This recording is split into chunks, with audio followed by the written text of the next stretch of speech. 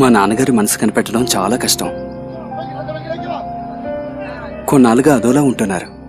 నీకేమీ అనిపించట్లేదా? అత్తగారి పోయి 3 నెలలే అయింది. సహజంగా కాస్త సమయం పడుతుంది ఆయన ఆ లోటు మర్చిపోవడానికి. ఇంకెవరైనా అయితే నేను అలాగే అనుకునేవాణ్ణి. కానీ ఆయన మా నాన్న. జీవితం మీద ఆయనకున్న అవగాహనకి నేను అలా అనుకోలేను. బహుశా మనం ఆయనకు తగినంత సమయం కేటాయించట్లేదేమో.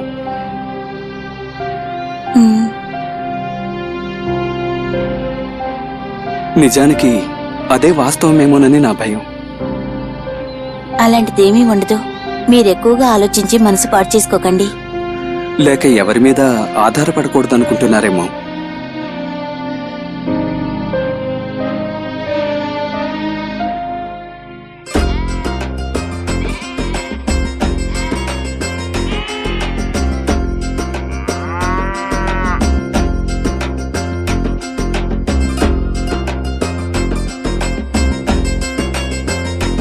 ఏమిట్రా కొత్తగా వంగి వంగి దన్నాలు పెడుతున్నావు?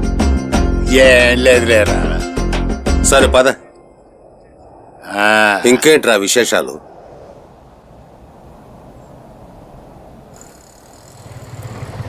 గణేష్,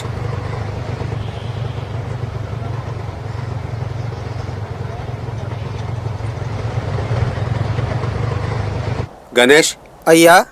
మా ఇద్దరిని కాస్త మా ఇంటి వరకు తీసుకు. సరే రండి అయ్యా. అలాగే.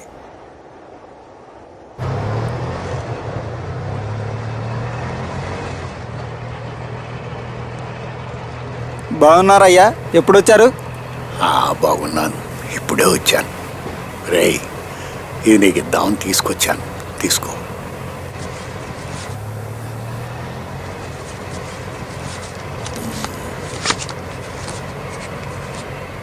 అరే, నా మనస్సులో మాట విన్నట్టుగా భలే తీసుకొచ్చావురా.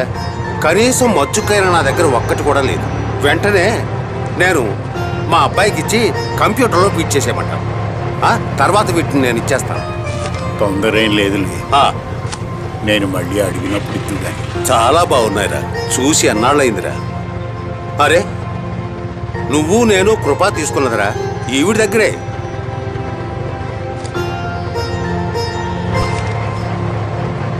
ఎప్పుడు చూస్తావరా ఈ నవ్వు? కృపాగాళ్ళ నేను నిన్ను నవ్వించలేనులే. కృష్ణ, రే,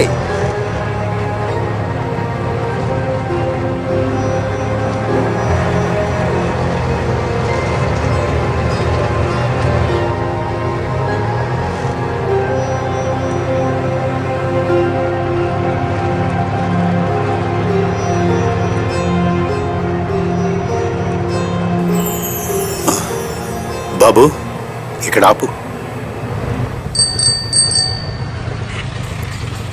అరే అదేంట్రా ఇక్కడే దిగిపోయావు? మన ఇంటికి రారా, భోంచేసి వద్దాం. ఈసారి వస్తాలేరా, భోజనం పట్టుకొచ్చి. పోయినసారిలాగా గుత్తు వంకాయ చేయించాలా? కావాలంటే మీ చెల్లెలు గారు నీ కోసం ఎగురుకుంటూ చేస్తుందిరా. ఒకసారి రుచి చూశానుగా, ఏదో ఒకటి పట్టుకొచ్చి. వచ్చేటప్పుడు చిక్కటి పాలు తీసుకురా. సరే, ఇక వెళ్ళు.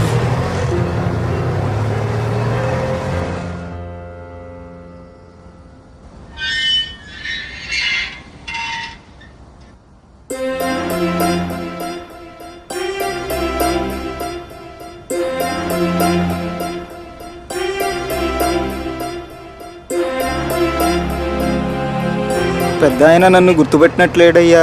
మర్చిపోయి ఉన్నాడు కానీ ఏదో పరధ్యానంలో ఉండుంటాడు. అరే, డబ్బులు కూడా ఇందులోనే వదిలేశాడు. ఇంతకీ ఫోటోలు ఎందుకు ఇచ్చాడో అర్థం కావడం లేదే. అడగడం మర్చిపోయాను. అవును, ఆ తర్వాత యూనియన్లో మళ్ళీ ఏదైనా ఇబ్బంది వచ్చిందా? లేదయ్యా, ఆ రోజు ఈయన సర్ది చెప్పకుండా ఉంటే ఊర్లో పరిస్థితి వేరేగా ఉండేది.